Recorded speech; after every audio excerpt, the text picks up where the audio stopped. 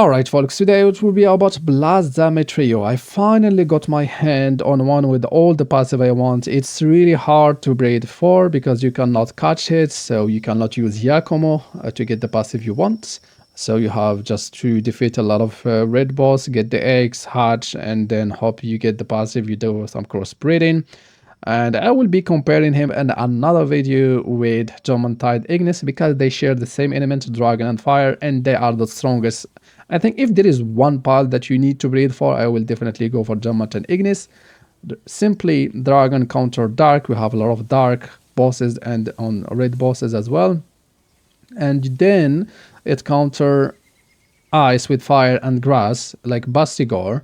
It will be super effective against Belanor because Belanor first phase is dark, so dragon will be efficient, and then it turned to ice, fire will be turned to ice, and as they are both fire, they don't catch fire, so when you are fighting Blazamut Ryu or Xenanor, they won't catch fire, so definitely they are both good.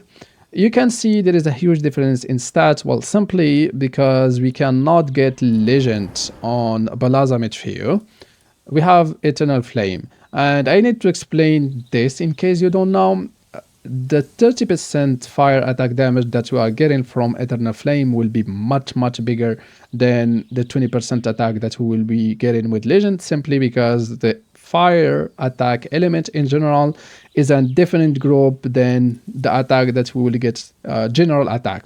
So this one, whenever we are using our flame funnel, brown impact, like the fire element attack, it will be doing huge damage compared to what Tide Ignis will be doing with the fire. So I'm really looking forward to do the comparison and see how it will look like. I have no idea. I think Tide Ignis will be doing overall better, but when it comes to fire, I believe Blazamut Ryu will be doing much better. So all the fight that you will see, they are done in a full team of Clipsit Ignis, Kelpsia Ignis, I'm not sure how I pronounce that. Anyway, while in team increased attack power of Fireball. What's important to mention here, it increases the attack, so no matter which element you are using, it will increase the attack. You can see here.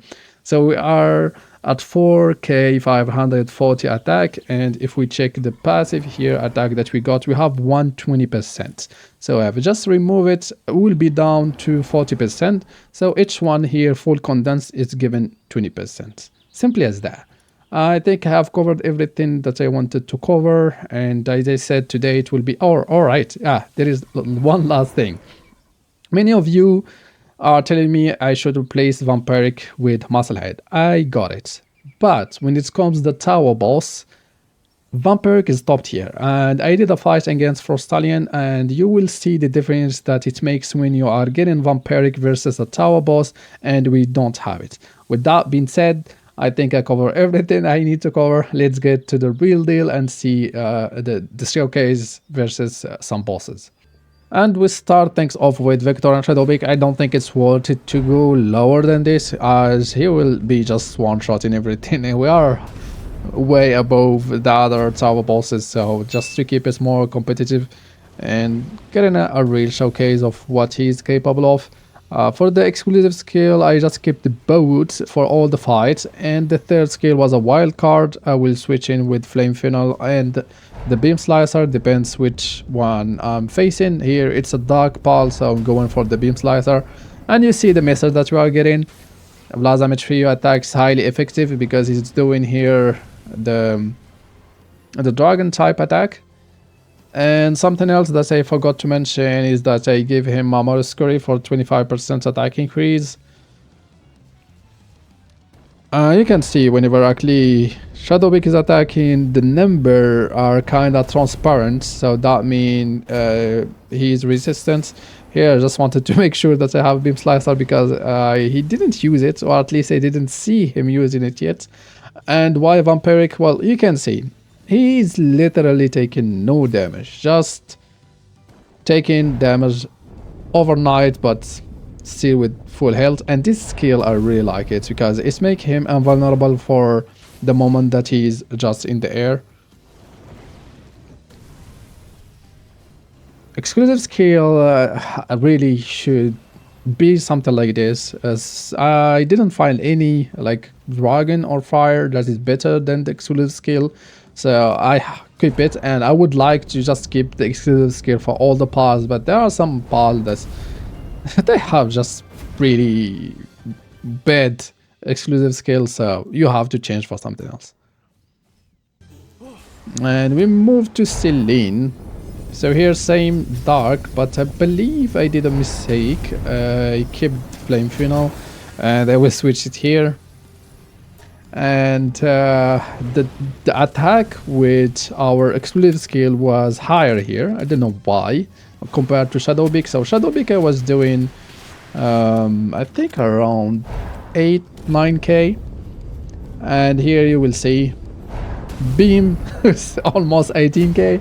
I think I will yeah, I don't know why Shadowbeak were doing less damage with the same configuration, with the same attack and everything. Should normally this one have higher resistance and be more difficult, but I defeated in less time. Yeah, 18k again. Well, I did some attack. I just forgot actually, and I did high attack because I have also my Marascuri, as you can see above my health bar, and also all the Kelpsia Ignis have Vanguard, so that's giving me a total of 65% attack boost. And here, yeah, 16, yeah, we did 16, 17, 18k, so that's a lot of damage, and here you go. And now we're going to the real deal, aka Bastigor. Here I don't want the fight to last really longer, so I just say, alright, let's help him a bit. But he was still doing a lot of damage though, and I switch here to Flame Funnel.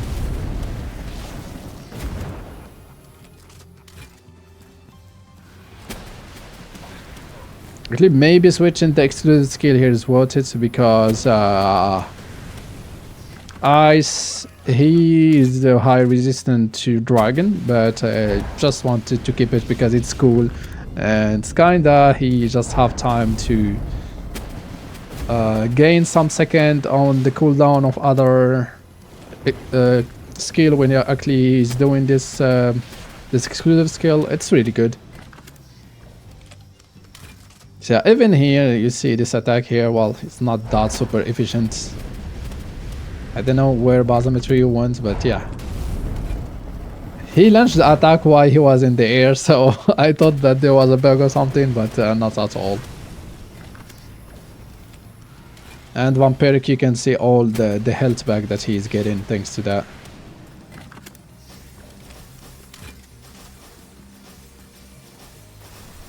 I think this is one of the easiest fights I got with Bastigor ever. Well, here I just skipped to the end because, yeah, it wasn't really interesting to see the whole fight, but you got an idea. And now I will be showcasing the fight versus Frostallion. So Frostallion compared to Bastigor should be easier because, well, you know, just by chronology he was out after, and he's the last tower boss. But you will see that our health won't be full all the time, and we will win still because we are just doing a lot of damage. But if the fight lasts any longer, we will simply die. Vampiric, we trigger it, but as the multiplicator of the damage versus the field boss is not that high, we are not getting a lot of health back, where compared to the tower boss they have a lot of health, so we are doing more damage, so we are getting more like HP back, simple as that. I just wanted to clarify this because I receive a lot of comments about it, but yeah, I agree that's Musclehead. If you are not going for like the tower boss, you should go for Musclehead, but replace it with Vampiric. Simple as that. I all time have one pal that have that Vampiric, others they all have a Musclehead when it comes to the red boss. So that's it for today. I hope it helps. In the meantime, have fun, take care, and see you for the next one.